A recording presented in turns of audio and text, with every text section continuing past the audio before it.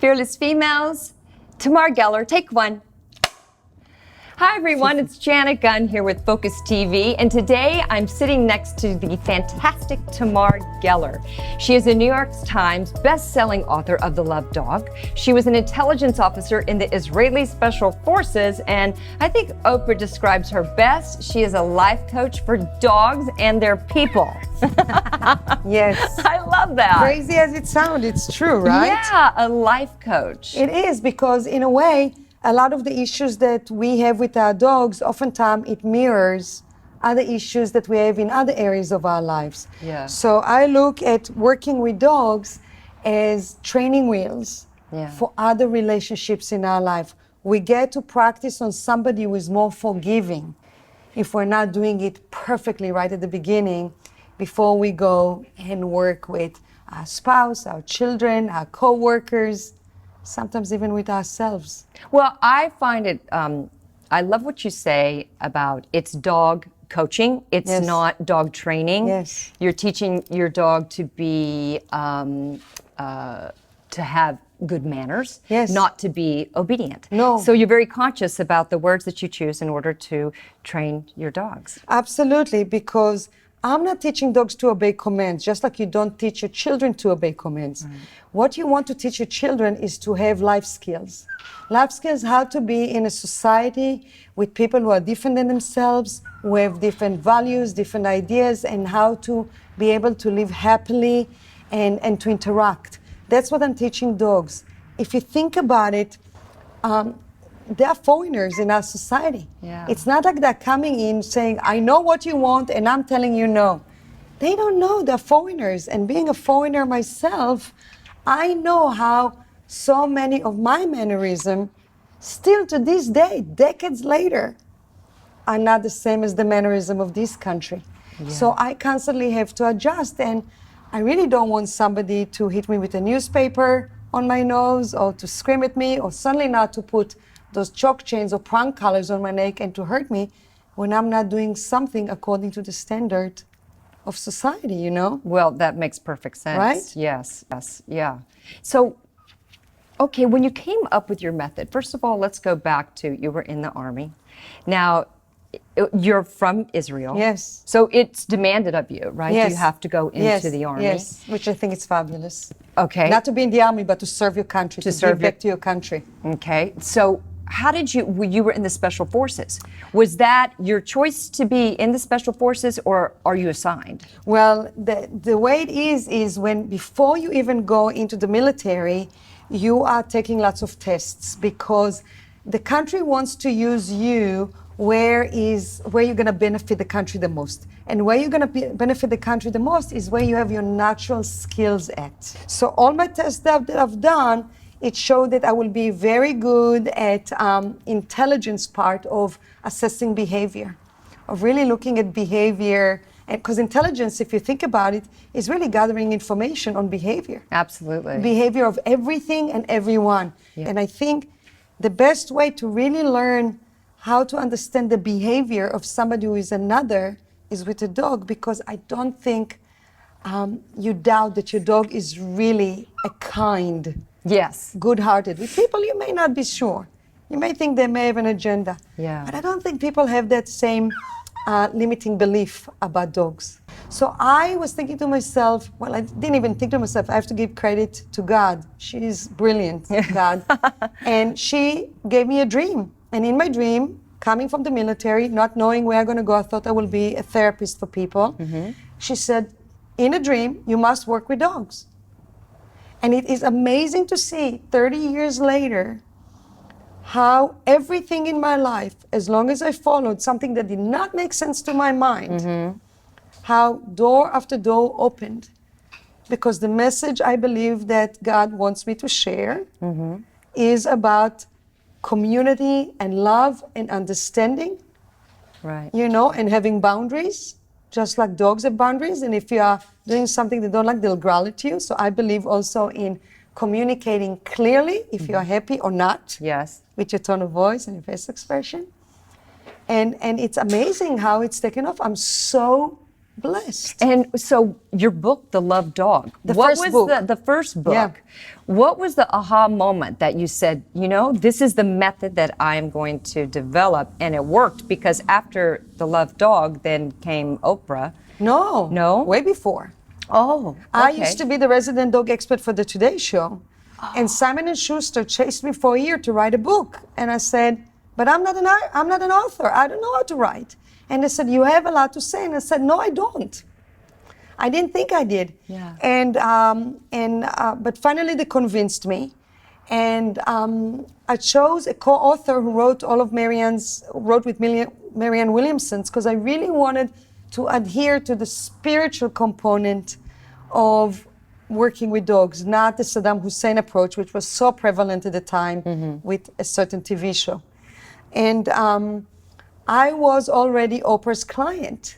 And Oprah called the CEO of Simon & Schuster, and she said to him, I want to launch Tamar's book. And the CEO came running down and said, I never had Oprah wants to launch anybody's book. But you see, I really got to spend a lot of time with her. I was traveling with her. I was staying with her. She's the most amazing human being. She knew that I like a certain salad that she makes. So she always made sure to make me that salad. Yeah. You know, and be with her in the kitchen and she's making the salad and we talk. And I think the best conversations happen in the kitchen. Or it's kind of like when we're not having a They conversation. always are, aren't they? Right? When it all happens in the kitchen. Yes, right? Yeah. So we really got to know each other, and I really got to ask her a lot of questions. And kind of like she launched my book, it became a huge national bestseller. Then it was translated to many languages. And, you know, but it took me more time to have the courage to speak about God. But you still kept true to your heart. Oh, yeah. That's what you did. Always. I think that, so if you have a She's suggestion. undressing me. Fifi. If you have, advice for anybody out there watching, whether it's young viewers, what would you say? Well, when you are trying to figure out what it is you want to do, or you but come the against hurdles, or see, the beauty is that I never really tried to figure it out. What it is when I had things that are like crazy happening in my life, like a dream, I kept it at the back of my mind while I was keep going with my life, trying to do the best that I could. Because everything that happens might not happen on our timeline. of course. And the advice is not to lose your faith that you were guided, that a dream was put in your heart, even if it sounds crazy. The way I calm myself down when things are not happening on my timetable, like a TV show that I thought gonna happen and then didn't happen. But now I'm in line for a much better TV show. That was my wildest dream that I never even guessed. I never even dared to say it out loud what I was hoping for. This is now in the works. Because what I look at that timetable, that if we truly trust in God, higher intelligence, higher power, our best self, whatever name you call God or that energy, Yeah, right. It's like a thermostat. It's hot in here. Let's say it's 80 degrees here. I want it to be 60. I'm going and I'm turning the thermostat. It's not going to go immediately to the temperature, but things are working behind the scene. Yeah. That we can all get so. You cannot talk to the microphone, Fifi. It's like, I want to chew on that. That we cannot get discouraged. If there is a true dream in our heart, and the dream involves contribution to a greater good, because Yes. I believe you got to have that component, I agree. then just keep doing. Do a lot of volunteer work. Go and give. And speaking of giving, you're Heroes and Hounds. Well, the moment I became successful, thanks to Oprah and everything else, I started a program with 3 juvenile prisons. We called it Another Chance for Love. And then General Petraeus asked me to start a program like that for the Marines, where we took shelter dogs and I taught them how to train the dog. So by them giving, they actually received. Right. Because they realized how similar they were to the dogs a lot of shelter dogs being let down. Right. A lot of shelter dogs been mistreated, And have both some of them. traumas. So what you've done is you created the program, and you're allowing both of these, both the dog and the humans, to function in society That's exactly right. from And your heart. That's exactly. But the thing of it is I believe the dog serves as that, as training wheels, as life coach. Dogs are the life coach for us. If we look at them, or you're just a dog, we may miss Yes. on the gifts. We may miss on miracles. You know, one of my clients, I was working with her to call her dog, and she was calling her dog, Bagel, Bagel. His name was Bagel. Bagel, get over here. And Bagel was like looking and not coming. And I said to her, you have a cell phone. What is the first thing that you do when you have a cell phone? So what do you think first thing people do when the cell phone rings? What do you think most people do? They look at the phone. That's exactly right. They look at the phone before they answer. Why? Because they want to understand, somebody who calls me, would it be a pain in the neck to talk to them right now? Or would it be a pleasure? Right now, if your phone is ringing, you probably will not even look at that, right? Yeah. Because we're busy doing something else. That is what the dog's doing when they hear the person, the human, the parent, call them. They're looking. What are they calling me? Would it be pain or pleasure? Yeah. All right? That dog assessed the tone of voice that his mom was calling him, and he was like, I'm not going to her. And she didn't realize that she's using that tone of voice also with her daughter. So then she starts being cognizant of her tone of voice in other areas in her life.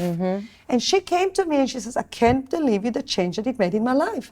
Just being aware of my tone of voice. So many times, how many times we hear somebody say, that's not what I meant when we're in a conversation? Because our tone of voice, remember, 70% of what we say is tone of voice, face expression, body language, you know, was not conducive to her asking people or dogs to come towards her. So the dog was her training wheel. She got to see it, because if her daughter would say, you know, if her daughter would even tell her, I don't like your tone of voice, she immediately going to go, I'm the mother, how dare you talk to me? But the dog gave her an honest answer. I don't trust you. I'm pushing red on the cell phone call from you. How many times you see people in the dog park calling the dog, you see the dog stop from playing, looking at them, and then taking off. They looked at the call and they said no. Why? Because the owner conditioned them that anytime they come back to the owner in the dog park, they're put on a leash and taken out. Yes. Speaking of owners in dog parks, so when it goes to choosing a dog for yourself or for your family, I love what you said about there are working dogs, there are lounging dogs, there are little dogs, there are big dogs.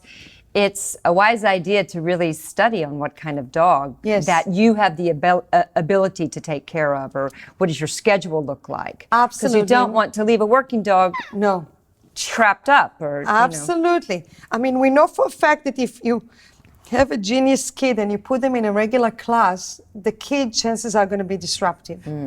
You know, because they're not being stimulated properly. So a lot of people choose a dog, which unfortunately a lot of people choose a mate also based on looks. Yes. And you cannot choose anyone to have a relationship in your life based on looks. It doesn't work. Right. And we know statistics. And what happened is you have to choose a dog not by the breed, not by the looks, not by how it makes you look when you're walking with such a pretty dog.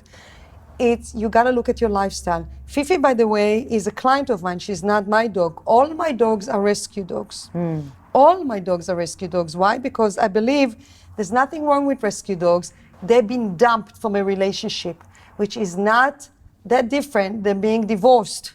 Yes, right? True. So if a relationship that you really gave all your hopes with didn't work out, should we euthanize you? Should we put you in the human shelter? No. Is that it? Are your chances up? Are you done? No. So I really, really believe in rescuing. The best thing you can do, the best advice I can give to people, ouch, I didn't bring a toy, is that, bad trainer, is that if you can foster a dog, if you can date the dog for a little bit, see how it is, because most people that get a dog for the children, for example, it's like getting a toy to the children. So what happens when you get a toy to your children? They're completely obsessed with the toy. Play with that toy nonstop for 2, 3, 4 weeks. And then what? The toy is on the shelf. Yes. That's what happened with the dog. Right. And the mom calls me and she says, I never wanted a dog. I'm stuck with the dog. And then, you know, nobody does anything with the dog. Nobody meets the dog's core needs. 6 core needs. Well, so if we go to your website, we can find all the information we need with your books, and you have a YouTube channel. And I have an online dog training. And online dog training. Online dog training program, That's yes. great. That's Yes, better everything. than... Yes, it's so important. Yes, everything. And I do Skype with people all over the world. Good to know. You know, so we do sessions from Skype or in person, or people send the dogs to me, like they live with me. We call it training vacation or coaching vacation, where they come and they actually learn how to be. That's why she's with me here, because she is now, for the time she's with me, she's my dog. Right. And I take her everywhere and I work with her. So her mom can take her to restaurants, can take her everywhere with her, and she will know how to behave. She can step out into the world That's with exactly some right. good manners. She can do interviews. Well, I think you're doing amazing work, and Thank you. I'm sure you're seeing So are you. the consciousness for dogs and people, you know, humans working together more and more. Yes. So I can't thank you enough for all the work that you do. You have such an interesting story. You've had I'm such blessed. an amazing journey. Thank God. Seriously, thank God. Oh, it's thank God really, inside of us. Yeah, it's so inspiring to read about you. Yeah, thank you. Well, Thank you, before- Angel. Of course, thank you. I always like to ask my guests a couple of course. questions before Of they course. leave. So today, Here, take that. first thing, tell me what you're grateful for. I'm grateful for be able to hear the message that was put into my heart, and I'm grateful for having the courage to defy the odds, to go and do something that was not done before. That's beautiful. And what is your inspiration in the morning? I start, the first thing that I do in the morning, the very first thing that I do is I start with gratitude. Yeah. And I'm thinking, I have like a slew of guardian angel that I have in my mind. I think I told you, Yes. 6 years ago when they came to me, one of them looked just like you, and I freaked out. I was like, oh my God. Her name is Genevieve, though. It's so funny, but she looked just like you. So I was like, funny. it's so funny. And I just go name and I thank them and I go, thank you that my dogs are healthy, thank you that I'm healthy, thank you that I have another day, and thank you for the beautiful home I live, nature. I'll just go through a list of what I'm grateful for. That's my Yes. first thing, and that's my I inspiration. love that. And tell us something about you from your resume that we'd never know. I love mayonnaise.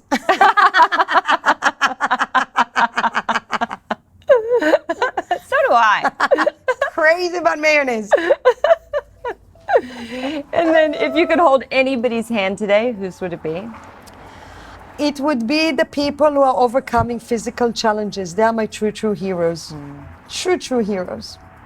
That's beautiful. Thank you, Tamar. My You're an pleasure. angel. You're an angel in the dog world. Thank you, honey. Thank you so much for being here. I really appreciate it. Thank you. Okay, see you. Bye, Fifi. Thank Bye, you, Fifi. Fifi.